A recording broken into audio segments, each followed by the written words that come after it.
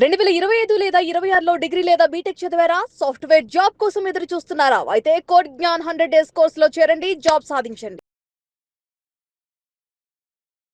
నమస్కారం రాజేష్ గారు. నమస్కారం శిశు గారు. సో ఇంటర్లింక్ కాయిన్ కి సంబంధించి లేటెస్ట్ అప్డేట్ ఏంటి?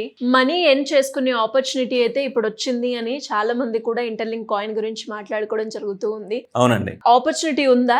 ఎలా యూజ్ చేసుకోవాలి అంటారు? శిశు గారు, ఇంటర్లింక్ అనే కాయిన్ గురించి కానీ, ఆ ప్లాట్ఫామ్ మొబైల్ యాప్ గురించి కానీ మనం చాలా వీడియోస్లో యూజర్స్ని అవేర్నెస్ చేయడం జరిగింది. అవును.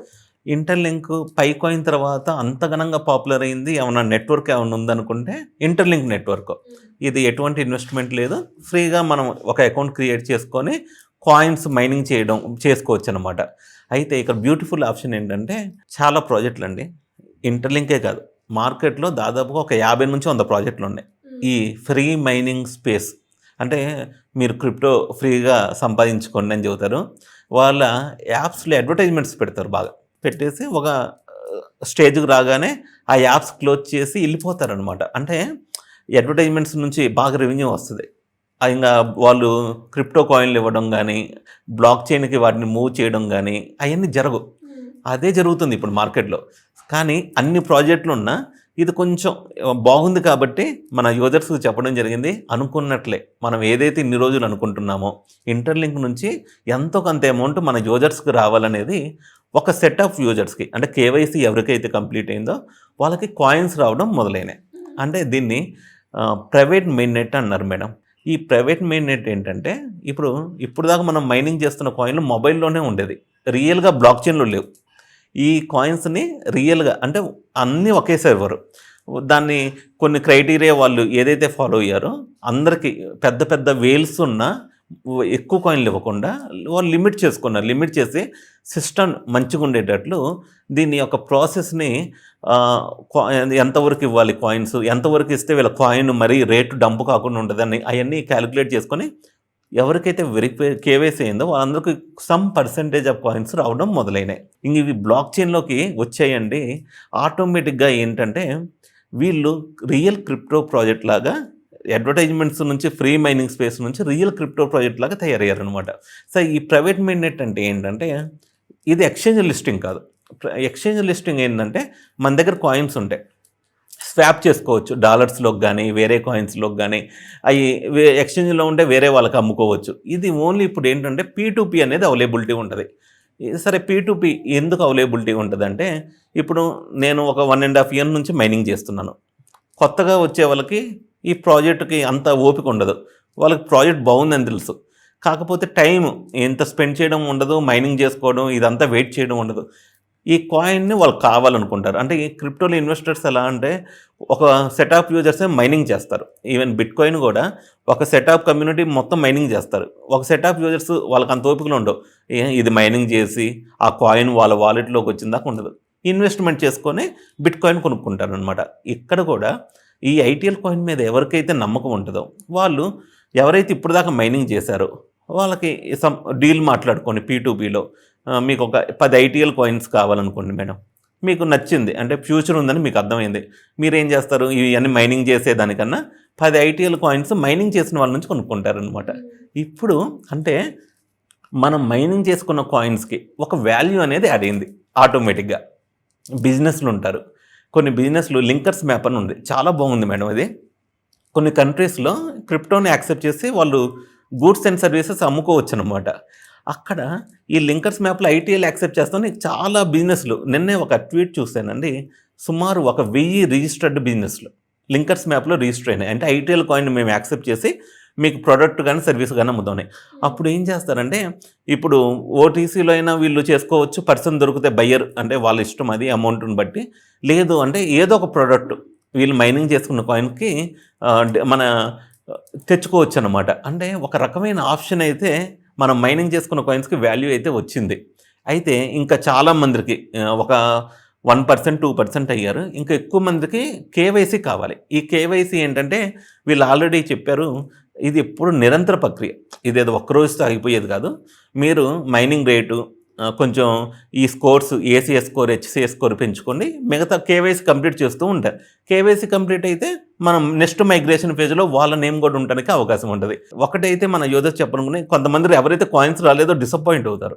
అలాగని ఈ కేవైసీ ఎప్పుడైతే కంప్లీట్ అయిందో వాళ్ళకి చిన్నగా మళ్ళీ నెక్స్ట్ మైగ్రేషన్ పేజ్లో కన్సిడర్డ్ ఉంటుంది అనమాట. ఎవరు డిసప్పాయింట్ అవ్వాల్సిన అవసరం లేదండి. ఇక గుడ్ న్యూస్ ఏంటంటే చాలా ప్రాజెక్ట్ అసలు ఇక్కడ దాకా రావు, ఎక్కడో ఆగిపోతాయి. వీళ్ళు ఇక్కడ దాకా వచ్చారు మేడం. ఇక్కడ దాకా వచ్చి ఒక క్రిప్టోలోనే ఒక రకమైన సంచలనం అనుకోవచ్చండి.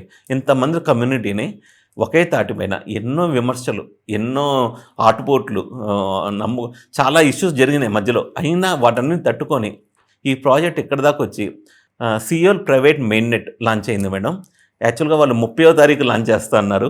సరే మేము కూడా 30వ తారీఖు దాకా అందరం వెయిట్ చేసాము. వాళ్ళు 30వ తారీఖు లాంచ్ చేశారు, కానీ అమెరికా టైంలో 30వ తారీఖు అనమాట.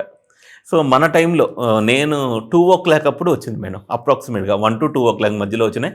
రాగానే అసలు ఇది నిజంగా బ్లాక్ చైన్ ఉందా, వీళ్ళకి కాంట్రాక్ట్ అడ్రస్ ఉందా ఐటీఎల్జీకి, అవన్నీ వెరిఫై చేయడం జరిగింది. అవన్నీ నిజంగానే ఉన్నాయి అన్నమాట. ఇప్పుడు ఇంకా వాళ్ళు నెక్స్ట్ స్టెప్స్ ఏంటంటే ఒక పర్సంటేజ్ ఇచ్చారు. ఎవరికైతే కేవైసీ అయిందో వాళ్ళు మైగ్రేట్ చేసుకుంటారు. అప్పుడు ఐటీఎల్ వాల్యూ అనేది కొంచెం ఎంత అంటే మర్చెంట్స్కి కానీ ఎవరైతే యాక్సెప్ట్ చేస్తున్నారో వాళ్ళకి ఒక చిన్న అవగాహన అనేది వచ్చిద్దండి. ఇంకొక 2 to 3 డేస్లో అసలు ఐటీఎల్ ఓటీసీ మార్కెట్ అంటే బయట ఎవరైనా కొనాలంటే అంతకు దొరుకుతుందనే క్లారిటీ కూడా వచ్చిద్ది అనమాట. సో ఇప్పుడు దాకా మన యూజర్స్ ఎవరైతే ఈ కాయిన్ని నమ్మి మైనింగ్ చేసుకున్నారో మోసపోకుండా కాయిన్స్ రావడం అయితే మొదలైన ఇది ఇంటర్లింక్లోనే వాళ్ళు చెప్పింది ఏంటంటే ఇప్పుడు దాకా జరిగింది ఒక ఎత్తు, ఇక ఎకానమీ జోన్లోకి అడుగు పెట్టారని చెప్పారనమాట. వాళ్ళు కూడా అండి, మేము కోర్టు టీంతో డైరెక్ట్గా ఉంటాం కాబట్టి ఎన్నో దాదాపుగా మాకు చెబుతూ ఉంటారు, మా మెసేజ్లు వచ్చినాయి. ఒక 36 hours నిద్ర లేకుండా టీం మొత్తం పనిచేసింది దీని యొక్క మైగ్రేషన్ కోసం కానీ ఈ యొక్క ప్రైవేట్ మెయిన్ నెట్ కోసం. అంటే కమిట్మెంట్ ఇక్కడ. సో ఇంత కమిట్మెంట్ ఇక్కడ ఈ యాప్ నమ్ముకున్న వాళ్ళకి ఏదో ఒకటి చెయ్యాలని. అయితే కేవైసీ ఇష్యూస్ అయితే ఉన్నాయి, అంటే ఇంకా స్పీడప్ చేయాలి. పై కాయిన్లో ఏమైందంటే మేడం, ఇంకా 6 years అయినా కేవైసీ ఇంకా జరుగుతూనే ఉంది. కొంతమందికి అక్కడ అడిగే పాయింట్ లేదు, అంటే పాయింట్ మనం అడగడానికి ఒక పర్సన్ లేరు అక్కడ. ఇక్కడ ఏంటంటే వీళ్ళు కొంచెం పబ్లిక్లో అవైలబిలిటీ ఉన్నారు. పై కాయిన్ కన్నా ఇది ట్రాన్స్పరెన్సీ ఎక్కువ మెయింటైన్ చేసరికి వీళ్ళ క్వశ్చన్లు కూడా ఎక్కువనే వస్తున్నాయి. అక్కడ అడిగే వాళ్ళు ఎవరు సమాధానం చెప్పేవాళ్ళు లేరు అక్కడ, ఎప్పుడు వస్తాయి ఏంటి అనేది కూడా. ఎందుకంటే వాళ్ళందరికీ కాంటాక్ట్ అనేది లేదనమాట. వీళ్ళు పబ్లిక్తోనే ఉన్నారు. సరే, దాన్ని అంటారు కదా మేడం, కాసే చెట్టుకే రాళ్ళ దెబ్బలని. సో అలానే ఈ ఇంటర్లింక్ కూడా ఏదో కొంచెం అంటే యూజర్స్ కూడా కొంచెం మైనింగ్ చేశారు, వాళ్ళు టైం స్పెండ్ చేశారు కాబట్టి అడగడంలో తప్పేం లేదు. కానీ ఇక్కడ ఏంటంటే వీళ్ళు కూడా వీళ్ళ కాయిన్ వాల్యూ నిలబడితేనే మిగతా వాళ్ళు మైనింగ్ చేసుకుంటారు. సో వాళ్ళు ఎకానమీగా వాళ్ళు కూడా చూసుకోవాలి. ఇంతమంది ఎంప్లాయీస్ కానీ బ్లాక్ చైన్ డెవలపర్స్ని కానీ ఎన్నో మేడం ఒక చిన్నది లైవ్లోకి తేవాలంటేనే there are so many things needs to check అనమాట. ఇలాంటి ఒక పెద్ద ప్రాజెక్ట్ని ఇంతమందిని సాటిస్ఫై చేసుకుంటూ ముందుకెళ్ళాలంటే దీంట్లో కూడా కొన్ని తప్పులు ఉంటాయి. అవన్నీ మనం మెయిన్ ఏదైతే కావాలో అది చూసుకుంటూ మనం ముందుకెళ్ళి ఇంటర్లింక్ అనే ప్రాజెక్ట్ని నాకు తెలిసినంతవరకు అండి ఇది లిస్టింగ్ ఇప్పుడు ఓటీసీ మార్కెట్ ఉంది, ఇంకా లిస్టింగ్ 6 months to 1 year అయ్యిద్ది అనుకుంటాను నేనైతే. అప్పుడు ఇంకా ఎక్స్పోజర్ ఎక్కువ అయింది మేడం. ప్రైవేట్ మెయిన్ నెట్ ఏంటంటే ఇంటర్నల్ కమ్యూనిటీకి ఎక్కువ ఉంటుంది ఎక్స్పోజర్. పబ్లిక్ మెయిన్ నెట్ అని ఒకటి ఉంటుంది, అది వస్తే ఇంకా అసలు బయట వాళ్ళు ఎక్స్చేంజెస్లో లిస్ట్ అవ్వడం కానీ ఇంకా ఈ కామర్స్ బిజినెస్ ఎక్కువైద్ది, కాయిన్ ఉపయోగించుకొని బిజినెస్లు చేసుకోవడం కానీ. ఆ టైం వచ్చినప్పుడు రియల్గా మన యూజర్స్ అందరికీ ఒక బెస్ట్ ఫెస్టివల్.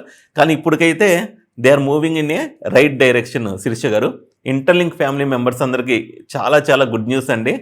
మీ యాప్ ఒకసారి అప్డేట్ చేసుకోండి, అండ్ ప్లేస్టోర్లో కూడా ఈ అప్డేట్ రాబోతుంది. సో వన్స్ అగైన్ ఇంటర్లింక్ ఎవరైతే నమ్మి మైనింగ్ చేశారో మన అందరినీ మోసం చేయకుండా ఒక ప్రైవేట్ మెయిన్ నెట్కి అయితే తీసుకొచ్చారు. ఇది మంచి పరిణామం. థ్యాంక్ యూ అండి, thank you so much. Thank you Shirisha గారు.